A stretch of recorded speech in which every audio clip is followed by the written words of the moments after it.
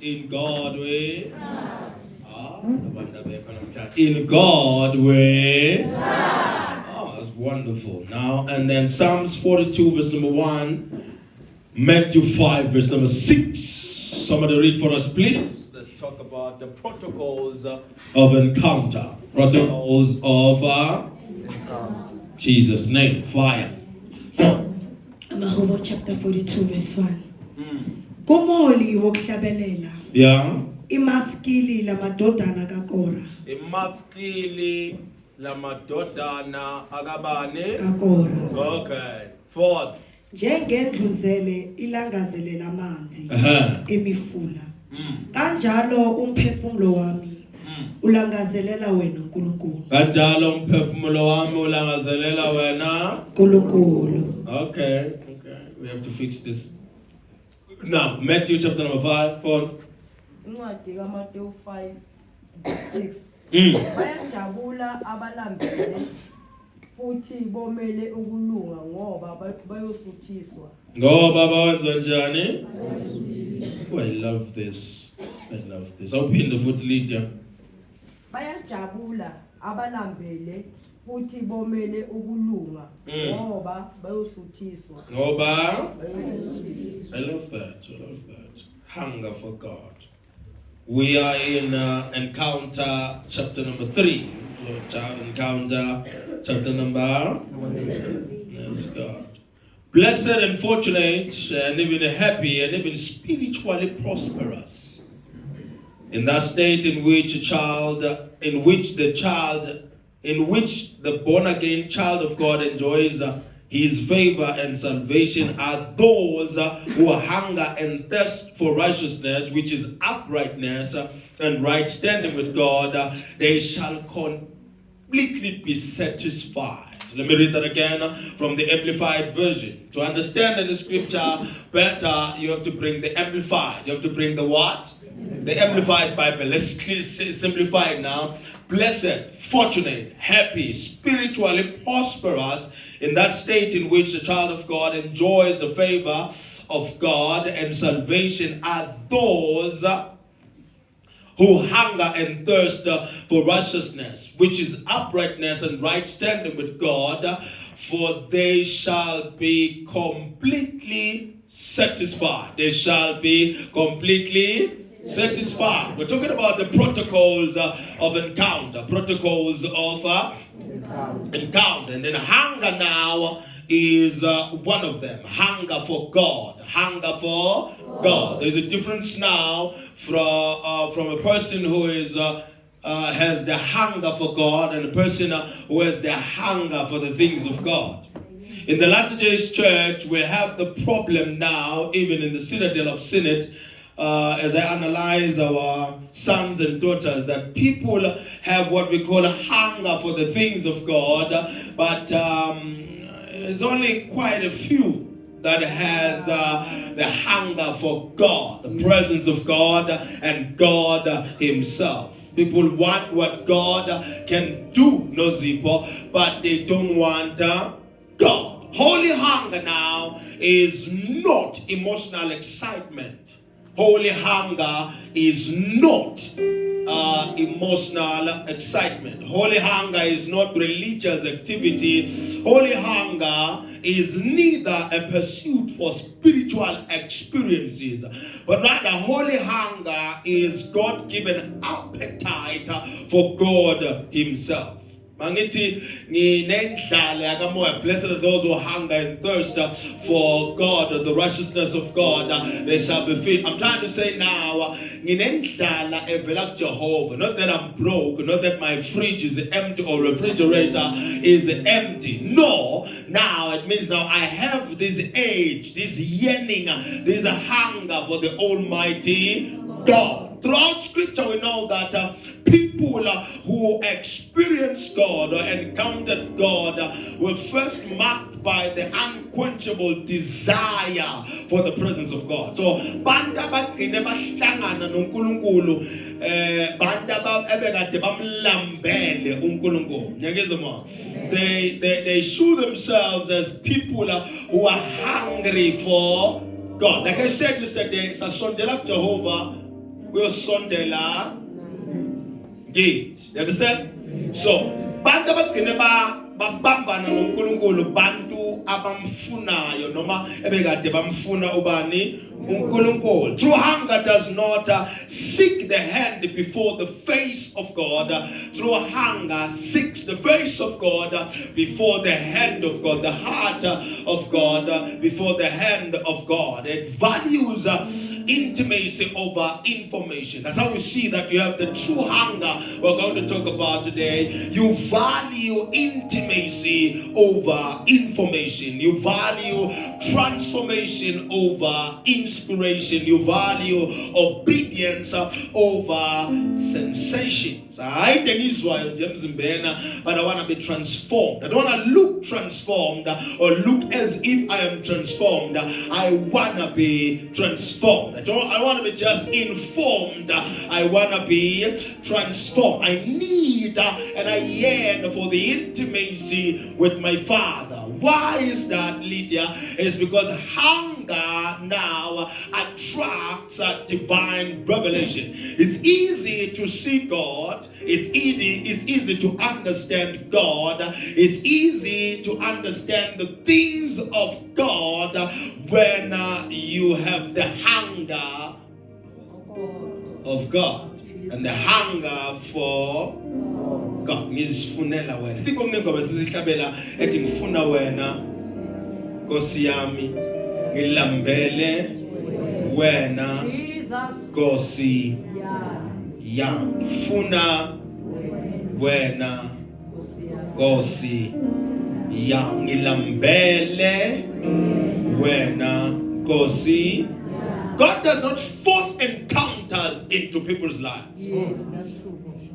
If there's something you have to walk up with today, is the fact that God does not force an encounter into your life. People who don't have appetite for Him, they will never force the encounter down their throat, down their house, down their system. When it comes to God, He doesn't violate your free will. He allows you to come. If you remember Moses, Bible, there was a burning bush. They had to decide to go towards the burning bush. He could have decided to go about his day, but what did he do? Wenzani Mose? Why yeka lobeka kwenza? What no? Lesihlahle lesangisondele kusona. So uJehova ngeke akuforce into a space of encounter. You pull yourself towards the space of encounter. Those who experience extraordinary encounters were men who and women who were passionately pursuing the face of God.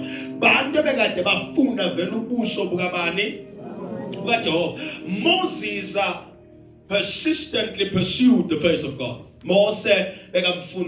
That is why God ended up calling him. Moses loved God. Moses searched for God. Moses yearned for God. Moses was hungry for God. That is why he ended up meeting God, ended up seeing God, ended up encountering God, ended up in a meeting with God. So if you're not hungry for God, there is no way engakwenza ngayo ukuthi experience uNkulunkulu. My duty is to teach you and teach you to pursue God, desire God. Usifunele wena uNkulunkulu. Hayi lo tholakala esontweni kuphela. Usifunele wena even after the service.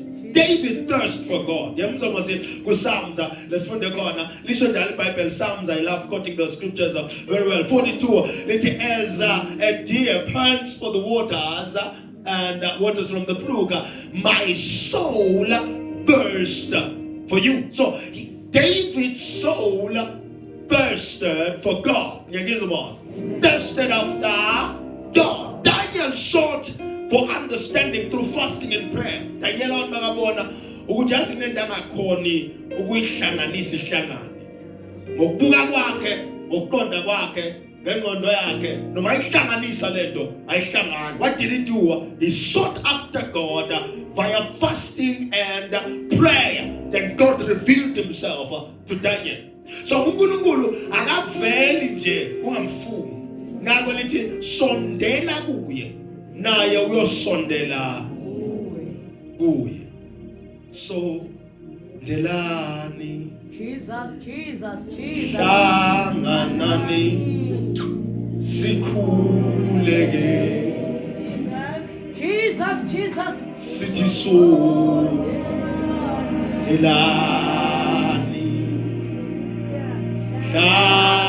hlanganani sikhuleke sondelani Oh, Jesus, Jesus, Jesus. sondelani hlanganani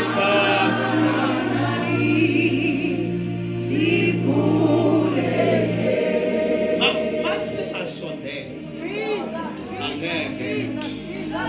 Sorry. Masingakahlangani angeke sihlangane naye. Masingakhuleka angeke simbone. Lento ila ikusondelene.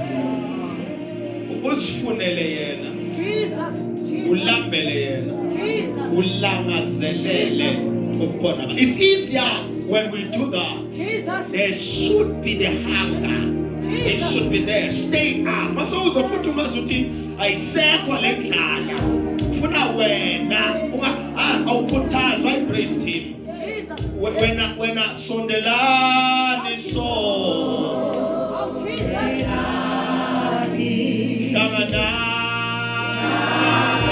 Hlanganani. Sithi sondelani.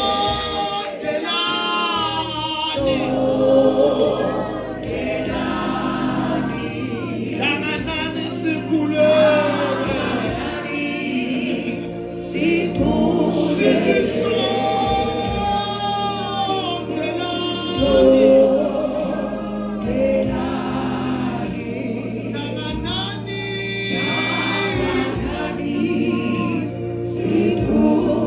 Sithi sondelani.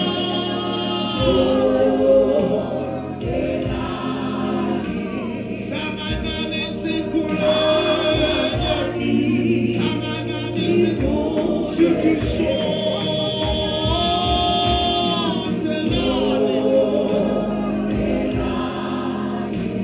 Hlanganani sikhuleke.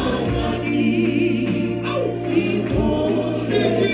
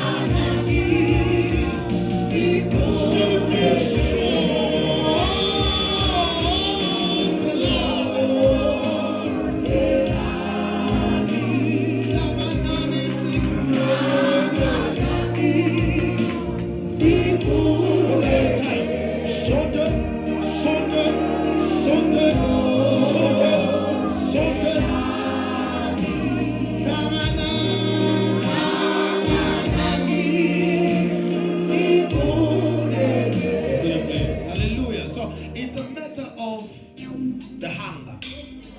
Hunger has to be there. Fill it, create it, stir it. That is the God. In the name of Cornelius consistently prayed until there was an angelic visitation. Consistently prayed, patiently prayed, persistently prayed, intentionally prayed until there was an angelic visitation. So if we are not intentional about it, there is no way God will come through for us. See, singeko committed to prayer. persistent in prayer, patient in prayer, angeke sihlangane naye. Siyobe silindele abanye abantu ukuthi basitshele ngaye kanti bekufuna ngabe siyamazi. Bekufuna ngabe siyamazi. Ayikho manje okwazi uJehova nokwazana nobani. An encounter is really given to the curious. An encounter, Nozipho, is consistently granted to the hungry. Why? The curious seek information, but those who are hungry, they seek for what we call transformation. Those who are curious, bafuna ulwazi, but laba who are hungry, abalambile, they yearn for transformation. Nguquko, phakanyiswa. Yakizwa God, in the name of Jesus. God satisfies the longing heart because hunger creates the capacity for greater revelations. Nkulunkulu uyabenelisa lo owesweleyo nalo olambile. Yakizwa Moses. Why? Enze njalo ingani ngoba le ndlala I created the right ground for greater revelation. Le ndlala I created the right room for revelation. Uba uyambona umuntu ayivesele empty kumele ayigcwalisa.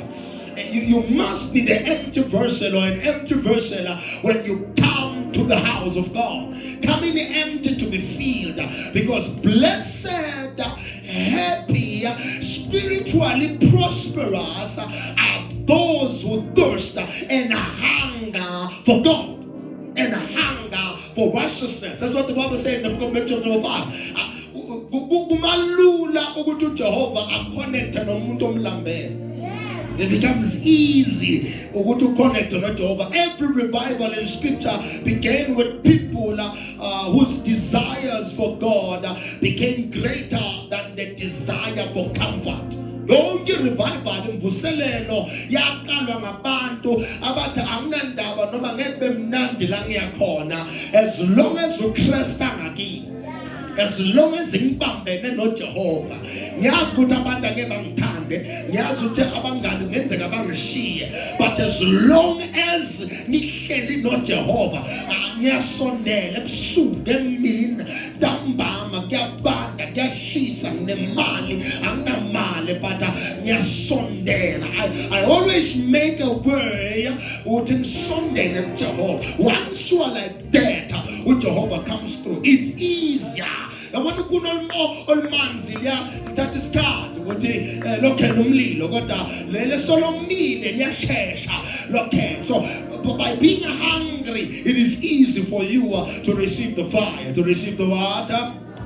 The fire. Psalms 42 verse number 1 says, as a heart burneth for the water brook, so panteth my soul after thee, O God. Moya mufuna uJehova njengendluzela ilangazelela amanzi umfula kanjalo nomphefumulo wami ufuna wena. Kuthiwa noma ngathiwa kungaba nebhubesi phakathi kwendluzela nomfula, kuthiwa ayibi nandaba iyakhona. Noma ngaba nomhlambi wamabhubesi, indluzela mayizwa ukuthi amanzi angapha iyaphusha through. Ayinandaba ukuthi ngenzeka ifeyifele endleleni, ngenzeka idliwa ngamabhubesi, kodwa nje ithi amanzi angife ngiyakhona.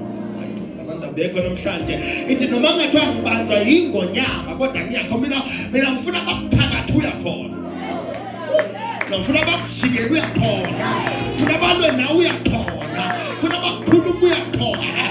Akunabe ukuthi vele sowuwile nako bakhuluma. Abakhuluma ufuna uJesu. Ufuna ubuso bakho, ufuna isandla sakhe, ufuna ubukhona bakho. Abakwenzayo kodwa ngifuna ukuyohlangana naye, ngifuna ukuyosondela kuJehova. I wanna touch the hem of the garment. Ngifuna ukubamba umphetho wengubo yakhe. I wanna touch him. Ngeke ngijike ngingamtholanga. Ngifuna ubotmewa ngoba kuvala abafundi bathi hayibo uba ngumsindo, bathi iBhayibheli wabe lokamemeza ndodana kaDavide ngehawukela. They were pushing him, they were blocking him, they were saying no, akathule. But what akuvungu bangithule njengoba Jeremiah, I want him. Ngiyamfuna ubaba, ngiyamfuna lento ufuna ibe ngabo angeke uyifake lo muntu angeke akakho umuntu okufakela yona lento igaywa uwe ibaselwa uwe iphekwa uwe lento uwaloba busy ngayo yapho uyigwedlwa uwe lento lapha. I need God, I want God, I want the face of God, I need a solution from God, I need a fix from God, I need a word from God. I'm watering my seed with praise, but I'm going towards the sphere of God. I need God. Show me Jesus. Show me Jesus. Ngifuna uNkulunkulu sondelani bazalwane. Ngasifuna uNkulunkulu kuseni ukusa. I need Jesus. Emsebenzini kuhamba kahle. I need Jesus. Bantshela ukuthi ama contract aphela this month ukuthi I need Jesus. Asekuyobuza ubaba uthini uNkulunkulu ngecontract yami. Abekho abantu bami la. Uthini uNkulunkulu ngabantu abami. Uthini uNkulunkulu ngekusasa lami. Uthini uNkulunkulu ngempilo yami. Uthini uNkulunkulu. Once you seek the face of God, I'm telling you, He will respond. Abakaze abantu baphumela uJehova bangakhulumi naye. Once bafuna uJehova nobuso bakhe, I'm telling you, uJehova uyabaphendula. For 21 days inosa uDaniel afuna ubuso kaJehova. In the book of Daniel chapter number 10, wakufuna ubuso kaJehova kodwa uNkulunkulu wagcina mphendulile. Let me attack his God, but He will answer your prayer. He will come through for you. He will show up for you. He will speak to you. He will heal you. He will heal the broken pieces of your life. That's what I love about my God. He always comes. Listen to me. This is my Father. This is your Father. This is your Father. This is my Father. Your Father will pull through for you. Ananda buyagulelwa, ananda buyagula, ananda bawuguli, ananda bunaimali, noma unayo. But the minute you say I want to meet my Father, mfuna ukukhuluma noJehova, uyokuthinta nesandla. Uyobamba nesandla. Athi ngiyalezilisa ngeloza kube zikubambe nesandla. The same angels that protects you from stumbling, they are the same angels that will take you to the Father. The same angels will deliver messages from the devil is a liar. Then when they will valeleke, there's a tumtanas wako ushayisa roof. I'm a son of God. When I pray, God hears me. You can try to block my answers, but not my prayer. My prayer shoots straight to God. And eventually, yes, it may take time for God to answer us, but He will answer. God never ignores genuine spiritual hunger. Never. God will never ignore genuine spiritual hunger. But if you're serious, if you become serious, God will never ignore genuine spiritual hunger. He fills up every vessel that is empty enough to receive Him. Every day. Am I empty enough for Him to fill me up? Another song for Tasha Cobbs, chapter to fill me up until I overflow. Yeah, fill me up, oh God, until I He is willing to fill you up if you are empty enough to receive Him. If I'm empty enough to receive Him, He will fill me up. Jesus. He will fill me. Let me help you now, because I'm your teacher today. So if I am your tutor today, I have to help you now. So let's bring what we call a contract, so a juxtaposition. Yeah, so basically it's a juxtaposition. Now let's bring what spiritual hunger is and misconceptions are. Yini ukulambela uJehova? Yini okungasi ukulambela uJehova? Holy hunger seeks God first. It seeks God Himself, His essence, His person, His presence. That's holy hunger. That's holy. Not merely what He gives, but Him. That Matthew chapter number 5 is talking about. I'm looking for God. I desire, my hungry soul desire God's presence before His blessings. You understand? Lana ngifuna uNkulunkulu ayisibusiso sakhe. So that angimbizi ngoba senginengqaqo. ngimbiza ingakaveli ingqinamba. Ngimbiza ungenankinga. There's no problem, I need God. I don't go to God because I have problems. I go to God because there are promises that He spoke over my life, but they have not yet manifested over my life. So He promised me His presence. What Baba ngohamba nawe? I will move with you, walk with you, overshadow you. Why am I overwhelmed when I have God? I am covered by God. Why in Shupagan and not Jehovah? So I go to Him so that you promised me your presence. Yes. You said, don't give me Sam. So I'm no longer speaking as someone who seeks an asylum. I'm speaking as someone who is within the citadel, who is within the asylum. So so I got the memo. And I know the promises. I know what's supposed to happen in my life. I know what should be happening in my life. And I know it's the so I seek His face so that I remind Him of the prophecies and the promises and His precepts over my life. Why? I live a principled life. I live a principled life. And I live within the perimeters of my own purpose.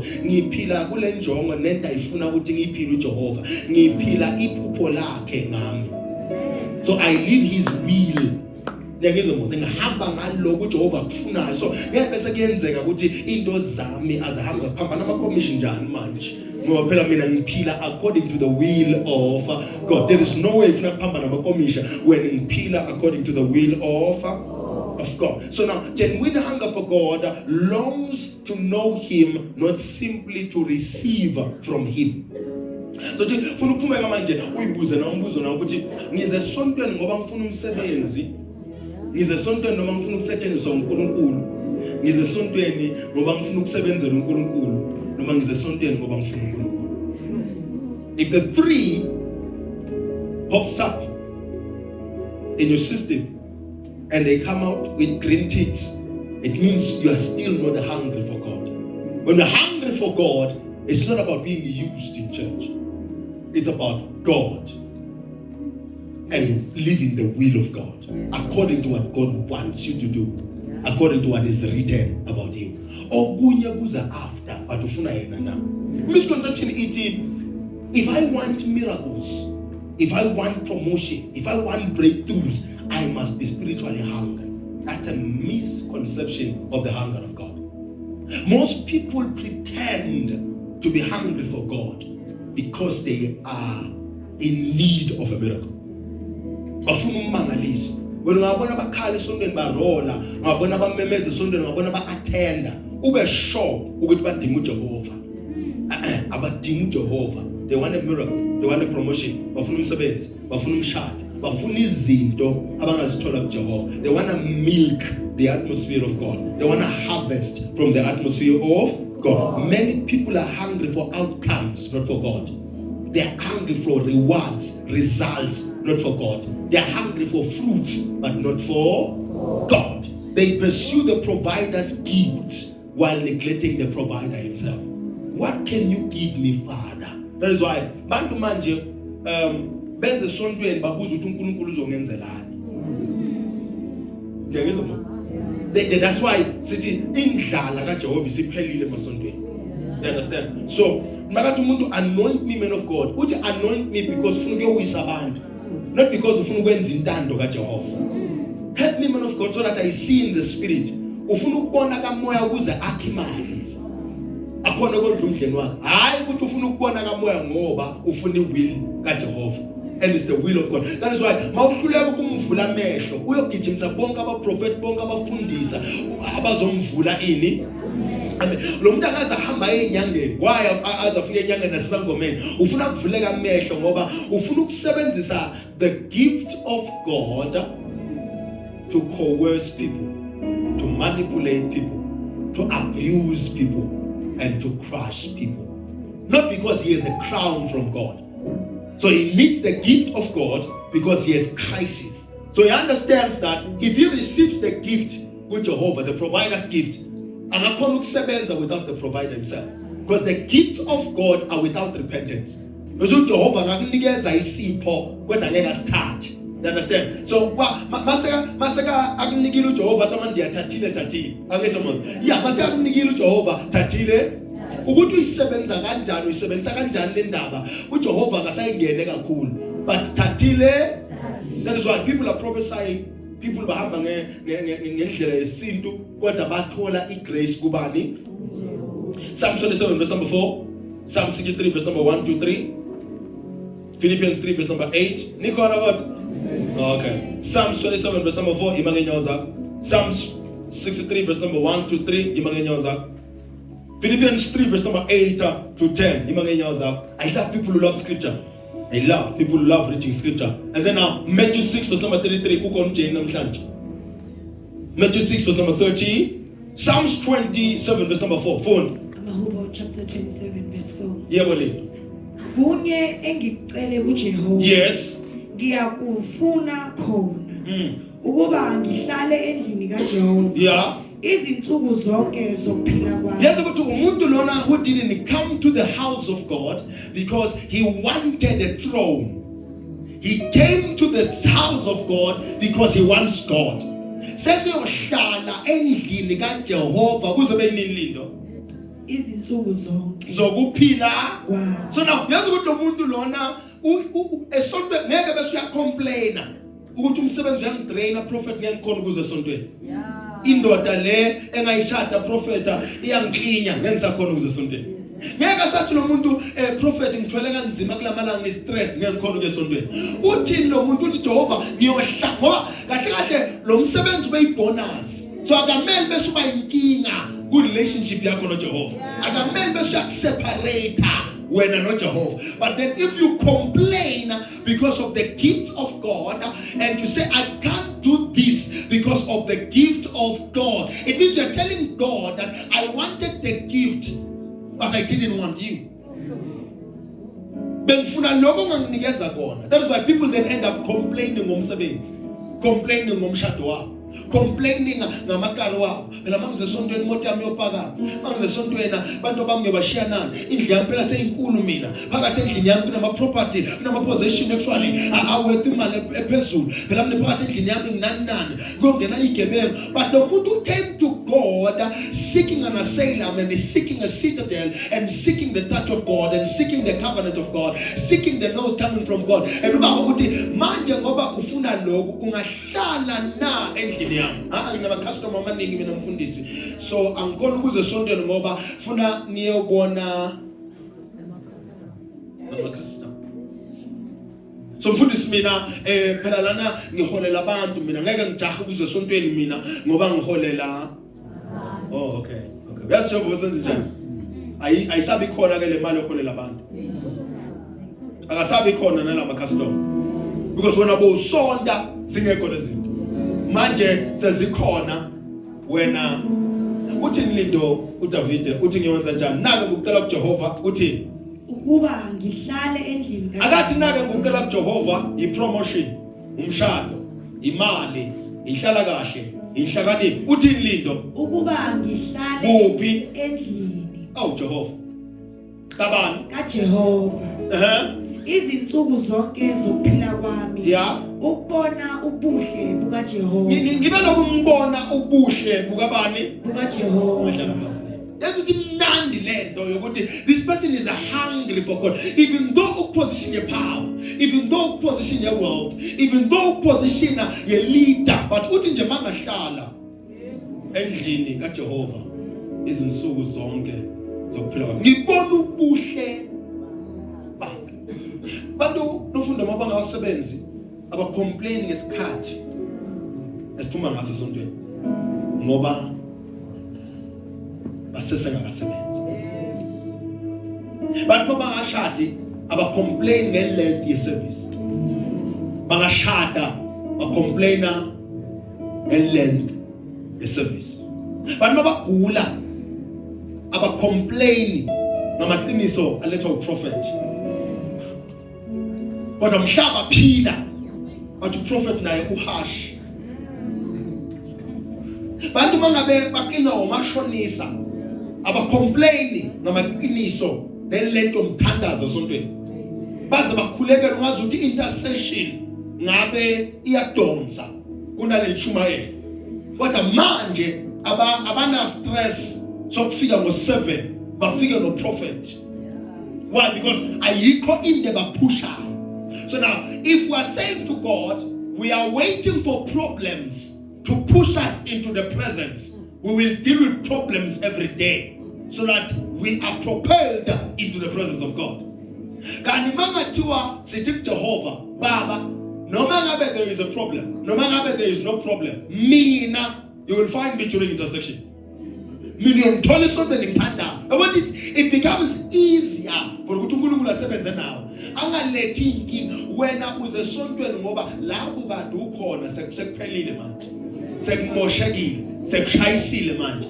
Lo muntu obozwana naye engabe ulele esifubeni sakhe manje. Nikabena nisashayisani njengamanje. Uze esontweni nje uyagodola ngapha. Ingondo yakhe ayikho esontweni. Ingondo yakhe isekuthenini kube fana uSamsoni akakhuluma nami kube ngifanele ngayibheka ifoni yakhe ngabe ngisesontweni. So ingondo nanoma ula yona ayikho kunomzimba mayibabo. Funda linye verse sibakwatile 63 verse number 1 to 3 Psalms. Amakhubo 63 verse number 1. Oh Nkulunkulu wena uNkulunkulu wami. Yilokhu ngikufuna. Umphefumulo wami uyakomela. Uyazi ukuthi uNkulunkulu wami, the first thing he comes with to God. Akathi ungifada Christmas wami. Uthi uNkulunkulu wabani? Wababa. I the prophet. I wabazali baba, I was a lokshini. Uthi you are my God. And if you hunger for God, you must know who he is to you. Umbani lo nkulunkulu mkhonzayo kuwe. And yini ongafisa ukumenzela yona ngoba uNkulunkulu wakho. Oh uNkulunkulu wami. Kubeka lithini? Inyama yami ibe nesici ukulangazelela ezweni elomileyo eligwadlukileyo lapho kungenamanzi khona. Number 2, kanjalo ngikubonile endaweni engcwele lapho ngibona izikhwepha zakho nenkazimulo yakho. Imnandi lento yokusifunela uNkulunkulu ngoba manje awusamkhaze ngamagama kaProphet. So mkhaza ngamagama experience yakho. The question ithi yini ongayisho ngoNkulunkulu? Because now this is a testimony and a report of a person. Uthi ngikubonile ngiyangizwa boss. Yeah, I have seen you in a place of encounter. Ngibona amandla wakho. I saw your strength. I saw your power. I saw how strong you are. Oh God, your personal experience, not Jehovah. So i-encounter i-personal. Ngeke wenzelwe yithi. I-personal. Nangibuyela kuJehova ngithi ngifuna ukuphinde ngimbone loya engimbona namandla ongalwa nezitha zami. Ongalwa kubeka lithi. Number 3. Ngenxa yokuthi umusa wakho uthando ungcono kunokuphila ezindebeni zami. Hallelujah. One of the things I love about this, one of the things I love about this is this. Umnandi if you understand ukuthi uJehova ubani angenza ini. He says now, lobo anga experience because I'm a Christian. Uthi ngu experience because umusa wakho. It's by grace that we have access to certain realms in the spirit. So encounters happen under the order of grace. So grace made a pathway for us to have encounters every day. But the problem is we're having encounters once in a while instead of every day. Because we can't acknowledge the fact that okunye sikuthola ngomusa. Okunye kwenzeka ngomusa. Ayikho no prophet or powerful. Ayikho kusonde nelikhulu. But because ungomusa, well, it's by grace. It is by faith. Philippians 3 verse number 8 to 10. Yes? What is more, I consider everything a loss because of the surpassing worth of knowing Christ Jesus my Lord. For whose sake I have lost all things. I consider them garbage that I may gain Christ. That I may gain who? Christ. Lo muntu akanandaba nezinto zomhlaba. Hayi wena.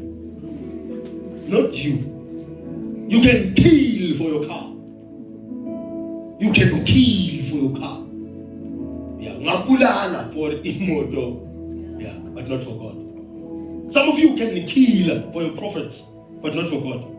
You can fight against people for a prophet, but I for uNkulunkulu. Abanye ba defender inkonzo nenkolo yabo instead of uNkulunkulu. Ba defender umahambo nesiko lebandla hayi uNkulunkulu. While they are members of the body of Christ, indaba ilwela kakhulu isikhundla sasemhlabeni. Ngisho noma ngabe lesikhundla sesibasusa ebukhoneni. Abanandaba bangafane balahlekelwe ukukhona baNkulunkulu kunokuthi balahlekelwe ukuthi babo chairperson esontweni. Kunokuthi balahlekelwe ukuthi banesikhundla esontweni because sifuna ihonor nerespect yasemhlabeni. While pretending to be honoring God, sifuna ihonor yasemhlabeni. Umuntu azathi mina ngiwutreasurer lapha bezwa ngami. Angema ama project kwamanye ama ministries because utreasure uzungazi ukuthi no umfundisi akamnwayi la kalunywa khona. Uzungathi umfundisi ayishumayele lento ayifuna. Utreasure ngaze abscond angeze esontweni ngoba utreasure webandla. Ingemi building project utreasure angafuna ukuyisayinela imali. Why? Because yena kuye okukhulu yilesikhundla nalomsebenzi kaJehova. And ubenze abantu baqaba ukuthi ufuna uJehova ngakafuna ukusebenzela uJehova. Let's go back to where I started. Abanye bafuna ukumsebenzela abamazi yena bafuna nje ukumsebenza bathi siyasebenza esontweni indlela yabo yokubalekela ukugeza izitsha emakhaya. Indlela yabo yokuthi bafulfille ama desires wabo nama motives wabo wenyama. So kuze babalekela amadoda endlini ngiyeke ngahambe ngesontweni ngoba phela esontweni ngiyasebenza angifani nawe ungapho. Indlela yokubaleka abamonyuke emakhaya beze noma ngapha akekho right ngoba uzele kuzobhaka. Hayi ukuthi kuze kuJehova. Indlela yakhe yokususa kule nkanyamba hlala naye endlini. Uza ngapha ke esontweni. That is why noma sishumayela ngeke asizwe. Ngiyangeza Moses. May God help us. Matthew 6:33. Seek ye the presence, the kingdom of God, and the rest will be added unto your life. You will still pursue God. You see now, the evidence of holy hunger is you will still pursue God even if there were no immediate miracles. That's why we know. That's how we know that you have what we call the holy hunger. Awunendlela kaJehova noma ngaze kuthiwa usebenzi nina nahlala 3 months la ungawenzeki next ngiyamyeka uJehova lo mina ngibone nje noma ngathiwa into okuyithandazela ayikenzeki umuntu uyeke ukutithe just because ngiyatithe mina ngiyakhipha nama envelopes kodwa bengithi ngifuna omunye umsebenzi kodwa ngawutholi kodwa uProphet uthi ngiqhubeke ngitithe. Umuntu ayeke ukutithe ayeke ukuthembeka kuJehova ngani ngoba bekafuna ikari wanga approve for ikari. Lo shothi kahle ngumtwist isandla uJehova ukuthi enze intando yakhe athi ulindo ngombamba ngengqondo. Indlela yakho ukukruka uJehova, indlela yakho ukuthi kahle ukuthi uyambhayizisa wangabhayiziseke.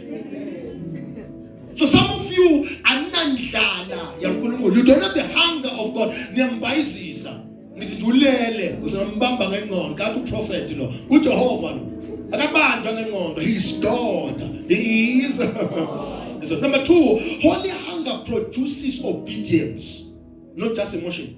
Mangabuthi unendlala kaJehova sekubona ngeobedience. Asikuboni ngokuthi esontweni ukhuluma ngama-tongues. Asikuboni ngokukhala makushumayela. Asikuboni ngokumemeza kuphela mawushumayela nakushumayela. But sikubona ngeobedience. Mina ngiyamemeza izwi malehle nize nithi yebo prophet, yes man of God, hallelujah, amen. But obeying the same word comes after sesilanda ama-superlinker, ama-forklift, ama-excavator, silandela ama-grader, salanda lokwa izando maharafu nengolofana. Bangithanda umuntu athi okay ke sengizokulalela Jehova. uNkulunkulu after akhulume izwi ukuthi mawungenza lokho uyokwenza lokho lokuthi silobeye. I'm telling you kumele umuntu umhudula adonswe umncenge umkhombo funa uphinde ngathi ungaphinde ushumayele again ukuze obey ubani uJehova. That's our biggest issue. Holy hunger produces obedience, not just emotion, not just a genuine encounter changes conduct. Ndlela okuphila kwakho yashintsha ungaze ube nani ne-encounter. Can't tell me you have heard an encounter with the Father, but indlela yakho yokuphila so lisafana nendlela yabantu yasemhlabeni. Behavior yakho yashintsha. The manner in which you as a person behave, especially in particular in a particular place or situation. Ngeke kuthiwe so uneholy hunger kodwa i-reaction yakho yafana ne-reaction yomuntu ongakholwa. Speech sakho siyafana ne-speech somuntu ongakholwa. Ukuphila kwakho kuyafana nokuphila komuntu ongakholwa. Noma ningaze nithiwe zavela zalala ngokutshela iqiniso. Indlela yokugqoka kwakho mawune-holy hunger angeyifane nendlela yokugqoka kwakho actually ukugqoka kwakho useyakasindiswa.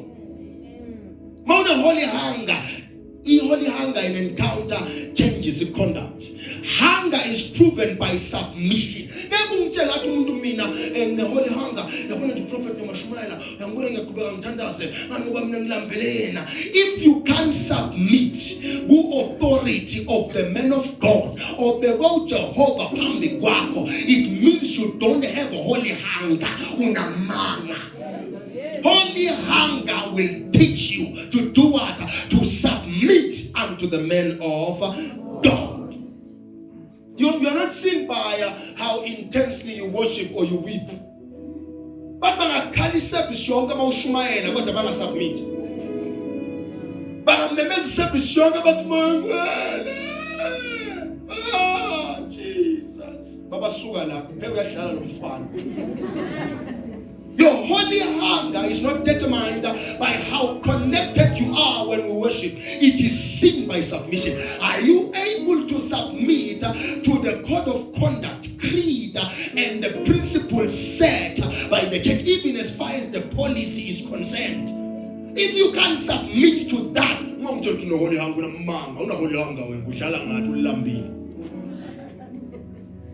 okay, now, in misconception, because I cried in church, because I shouted in church, because I felt God's presence in church, I must be spiritually matured.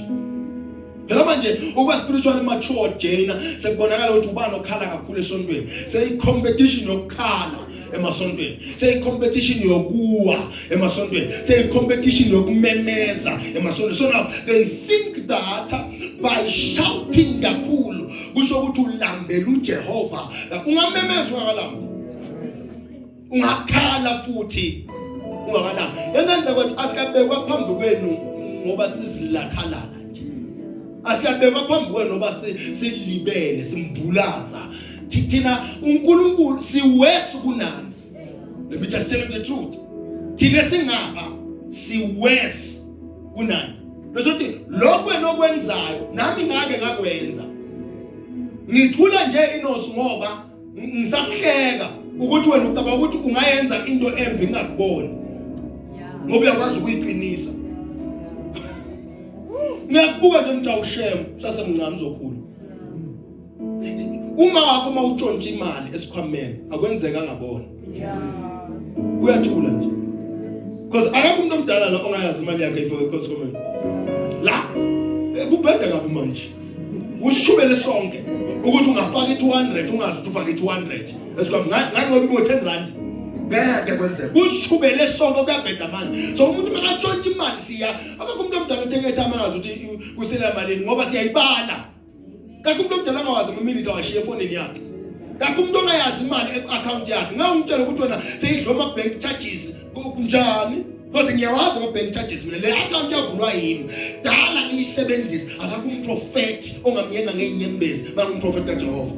Akakho umprofeti ongamyenga ngokumemeza angumprofeti kaJehova. What do I do ke mina sesiqeda ukumemeza ngithi be seated please. Because kenzeka umuntu amemeze ngani ngoba ufuna ungayi point number 2 uyamuzwe emoyeni wakhe ukuthi point number 2 yogudla yena. Wena ungazohamba no point number 1 uzobunandi ba point number 1 ngoba abantu bamrespondela kanti uSathane uyabawunga ukuthi bahambe no point number 1 ngokuyeza ukuthi point number 2 uza ne deliverance yabo. So wena waya ngokushaya kwechaya kwezandla nehlombe namakhwela esontweni wahamba ngabo, you will have Christians who are shouting but not submissive. Dangerous Christians, unbelieving believers in the church. Ulukazi uthi ayino nginembile dwarfs in the spirit. Bana bangakhuli abangaka kamoya. Yes, otokoloshi basesontweni. Tokoloshi submissive to whosoever is making them a puppet. But sinabantu abanjalo man, loyal to the pastor kuphela but not loyal to God. Yeah, mina ngiyokhuluma nani abayibuka kanje yebo khona lapho. Uma ngibanga khona lehlo ngokukhuluma nawe ngiyizwa kodwa that's God. So it's all about feeling the presence of God. You can feel the presence of God kumunjani dada lengene emanzini kumelo mina. Bangafaya bangene emlilweni baphume bangavuthi. Bangafaya bangene emlilweni baphume bangavuthi. Baphume konjani? No problem. Mkhumbi yangena emanzini ungabi namanzi phakathi. Ungene nje manje uphinde uphume emanzini nokulayisha. Kodwa unamanzi phakathi. Ungangena esontweni kumunjani? Ngayo ukuthi umuntu ungene nini esontweni ukuthi ungabe ungeniwe emoyeni wakhe. Izwi lika Jehova. Because bangena kulomnyango lo mama praise kodwa mabaphuma la baphume nobunyanga nobungoma baphume nenyama bangaphumi namoya. In a place of an encounter, someone else can come out with stories, not mysteries from above. Emotion can accompany an encounter, but it is never the measure of one. Obedience is. Ningizwe kahle. Angisho ukuthi sibongile ni wrong manje uJehova ukuthi nikhale. You are not wrong. You can't control that. You have been touched by God. But ngale kwalokhala akubele obedience. Sesikhale saqeda lije inyembezo wasibona umfundisi wathi namhlanje shoti ngishaya khona. Ngale kwalokukhala prudence ufuna kube nani neobedience nesubmission. Ngeke ngithi nganza kwethu Wednesday, Thursday, Friday siyakhonza. Wena uthi une holy hunger kodwa ungaveli. Kodwa mangithi mina Wednesday siyakhonza kuyobe kunokudla uvele.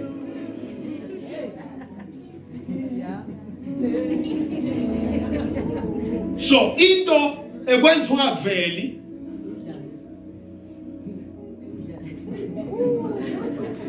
yabo ukuthi mina ngumfundisi onjani ngithenge ukuthembisa imali bekugcwelela ngoJune ngathi mangiclarify lento bahamba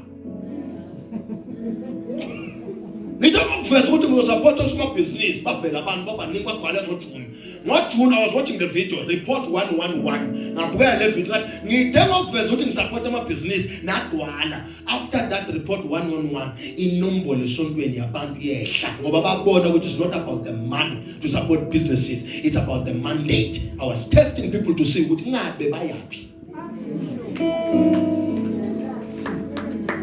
Sithe batestile sasesibaveza ukuthi no siyantest. But azingisho ukuthi uzongizama. Omnye bese ngaba nento ukuthi ngiyayithatha imali ngiyahamba ngaphinda ngibona ungazala.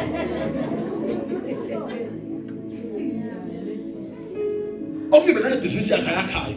Hayi ukuthi ngibasupport usoma business. Uzoba support lead. Like I've said, I stood on the altar and I said it. I will support them. But are you supporting the mission of God? Are you supporting Lenda Jehovah? Ngoba abanye bavelela le support. Nabaqeda lapho ngeke uyobakhomba. Kunabantu la sontweni bahamba masibabuza ukuthi imali yesonto iphi. Ngoba siyabona ukuthi uyidlile. Sabona umuntu avuka amagwapa abayingalukhuni abangaka abayitheki sesimbuza ukuthi iphi imali yesonto. Ngoba le ifake uzibani kodwa ayikaveli la. Wakala umuntu obawumose manje. Sathi no igama lakho awuyena uMoses. Awuyena uMose iphi imali ngizoyikhokha boyithathelani in the first place. Bihambelani in the first place. Once you promise people something, I'm telling you, but the question is, God has promised us more than 10,000 promises in scriptures. but they still don't come to the presence of God. Uthenjiswa uJehova wena uthemba mina unoJehova bese uthi holy hand. So emotion can accompany an encounter, but it's not the measure of the encounter. Ungakhala baba ungakule encounter, ungamemeza ungakule encounter. Thina sibuya kwamanye amasonto la khona abantu bavuka umoya kodwa ungakhuluma. Kuze kuthiwa khuluma aqhubeke. Kuthi uyakhuluma aqhubeke umuntu. Hey, khuluma aqhubeke. Moya muni lo ongaphimiseli uma wakhona uvalelwe la ngaphakathi awu khuluma moya muni and encounter there is always a voice. If the spirit that is in you comes from the Father, it will have a voice. Ubaba une message baba for the people. Ngeka thinde ngakhuluma khuluma akuna next. That's what I'm going to ngase uJehova. Bekafuna kubonakala ngathi spiritually mature but akekho uJehova. There is no individual under this roof who can receive an idea and not share it. If you can receive an idea and share it, Zama, it means now receive anything from God. Ngekwenzekele into ungayikhiphi ngoba uthi uJeremiah nofundo ingumlilo. Ivutha futhi yashisa ngaphakathi ivutha ngaphakathi kwami emathanjeni wami bese uthi wena lindo uyireceive le message uNkulunkulu kodwa wena ithi lento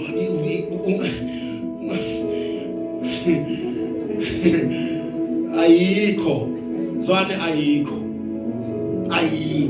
ngakho mina angisaflowi nani ngokumemeza sengiflowa nani ngeyifundiso because nimemeza iminyaka kodwa ngangabona obedience ngangabona submission ngangabona surrender ngiqhuphuka nani manje ngesifundo ngoba shothi benimemeza ngoba la nisuka khona you were credited for ukumemeza. Mina ngifuna abantu abazomemeza ngifuna abantu abazokhuluma. You see, I will say this again.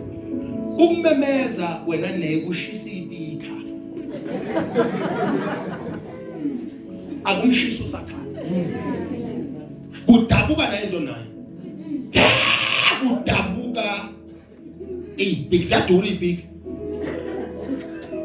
ukumemeza but it should be God shining in us in such a way that even if sikhulumela phansi kunomlilo uvutha la ngaphakathi kwakho. If you don't know this, go to a businessman's masterclass and see if the people standing before you will be shouting. Go to a millionaire's masterclass. I've been graced by God to attend as many as possible because I'm a future millionaire. If you sit down in that meeting, akakumntomemeza nje no? Bakhuluma labantu, babhala futhi. But if you come to a church like this, let them skip out sinamandla. Ngibona umkhulu noJane nabo 4-5 ababhalayo bonke labanye athi imbudane le akakhuluma nabathakathi leta ikhipha nje amagundwane agijimayo is not worth ukubhala athi umne noma akhathazeli ngiyobukela ivideo ka YouTube ngaliphi data 14 verse number 21 fundi limanga nyawo zakho James 1 verse number 22 limanga nyawo zakho James 1 verse number 22, Luke 11 verse number 28. Ngicela ningimele Nkosi yami. Sizokhona ukusebenza. Luke chapter number 11 verse number 28.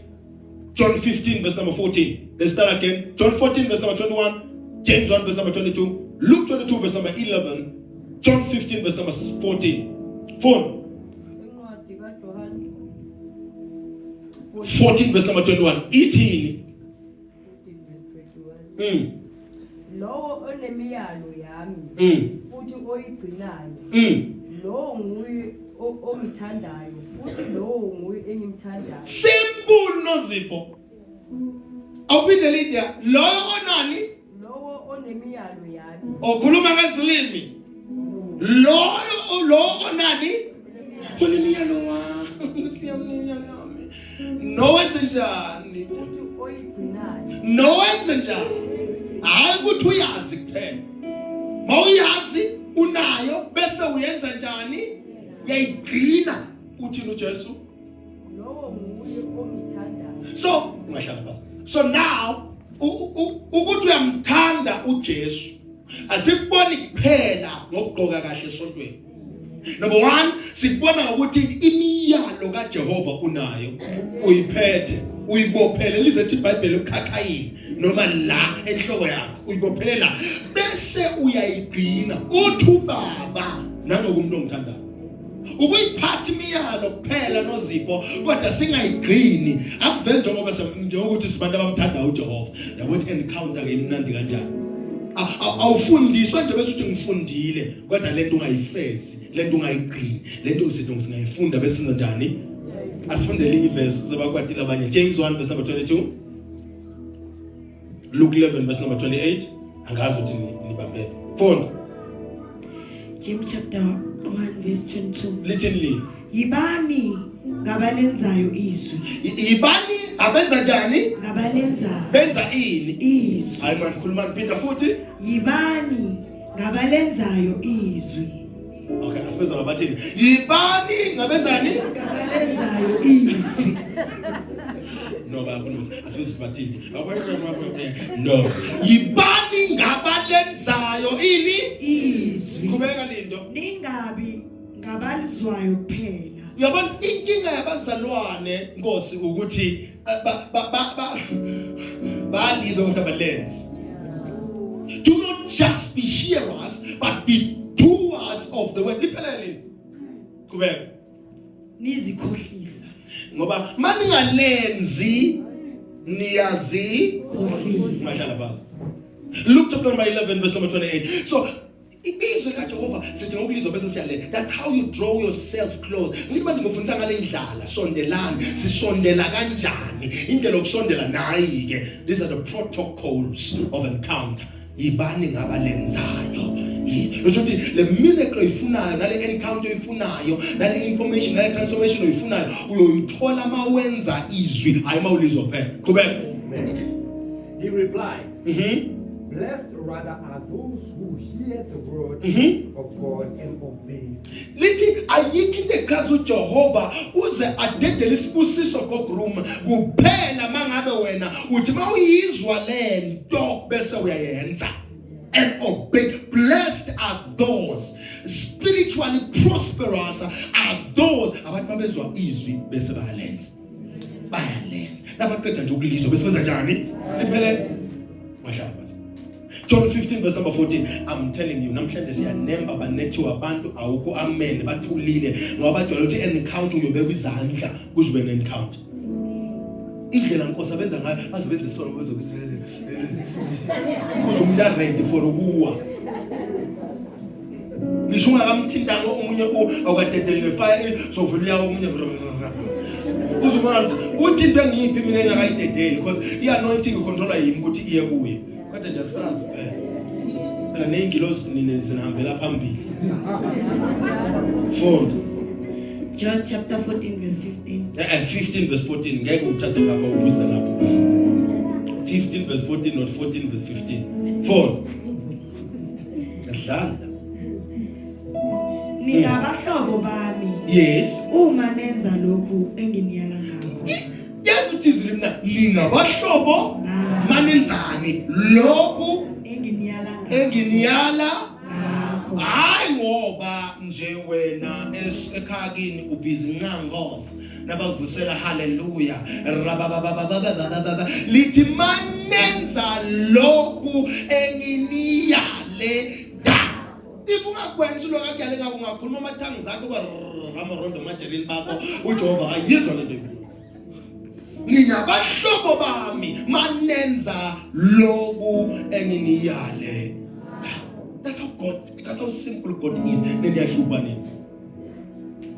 Amathangi zona nje ngikhuluma isiNdiya senka ukuthi ngabahlobo kaJehova.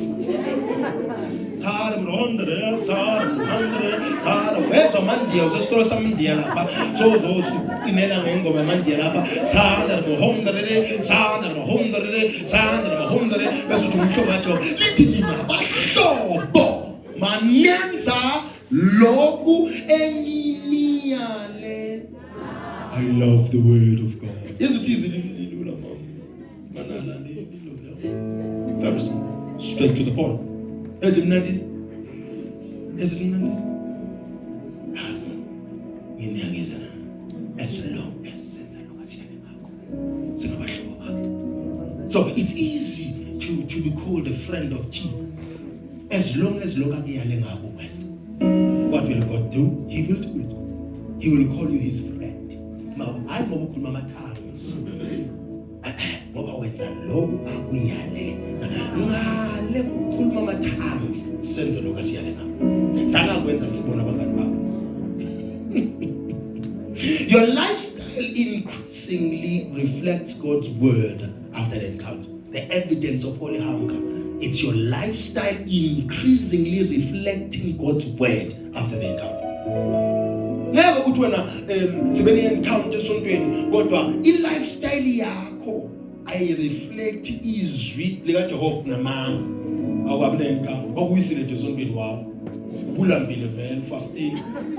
Uyiso ukuthi uthi lo prophet ulambile. Hayi ngoba uthi lo encounter. Bakufushile futhi abanye bayaphusha nabafundisi. Abanye bakudabule ngempama. Uyiso impama nje. Hayi ukuthi uJehova ukuthinti. Once uNkulunkulu akuthinta impilo yakhe reflector the word of God. Okubhalwe ezwini siyakuveza. Okungeke ezweni ngeke siyakuveza kungekho kuphi? As I think my time is up now. Holy hunger creates consistency, Balabans. Holy hunger creates what? Not occasional passion. Uyabona ukuvuthwa kwa January. Ukuvuthwa kwa December. Abantu basesondweni ifuna wena Nkosi yami. Sosondwe bakhala, bathi sigqoka red bagqoka red, bathi sigqoka green bagqoka green, sigqoka blue sigqoka blue. Noma ngathi ngigqoka brown bavela nayo brown, vintage bavela so amajini namhlanje bavela amajini namhlanje. Occasional passion. It's not holy hunger, it's occasional, but holy hunger creates consistency. Consistent nomuntu. Mina umuntu engihlonipha kakhulu umuntu engaziyo ukuthi noma kumnyama kubovu uyoyenza into uJehova ishilo. Hayi umuntu ovela ngoba ku convenient. Ngoba isimo siyamvumela. Umuntu owenza because ushilo uJehova. If it's 1 hour cut, let's start something new.